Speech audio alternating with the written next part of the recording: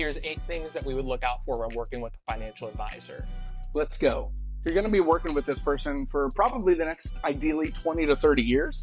So let's make sure that it's someone that you'd want to grab a beer with, coffee, or even go golfing with, because then you're going to be more likely to trust that person with the inner workings of your financial heart and what your purpose actually is and how that leads to your financial plan.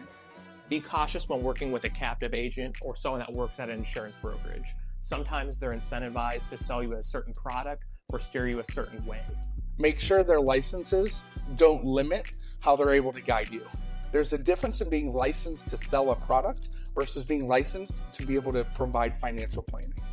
Working with someone that makes an investment recommendation without knowing your entire financial picture. If they're not talking to you about your taxes, estate planning, or looking at your current investments, you might want to make another decision. Don't assume that your advisor can do this without having your spouse there. Imagine the disaster that would ensue if you try to buy a house without having your spouse there. That's the same thing for financial planning. The advisor needs to know what's important and what drives both of you in order to make the best recommendations for your financial future. Working with an advisor that has 1,000 different clients. You as the client want to receive the most service and have that personal touch, and you also want that advisor to know your situation. Imagine how difficult it is if they also have to focus on 1,000 other people.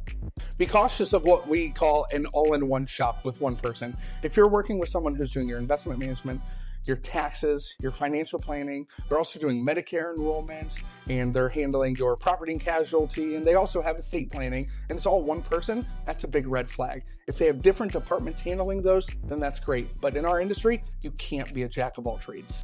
Working with an investment manager for someone that does financial planning.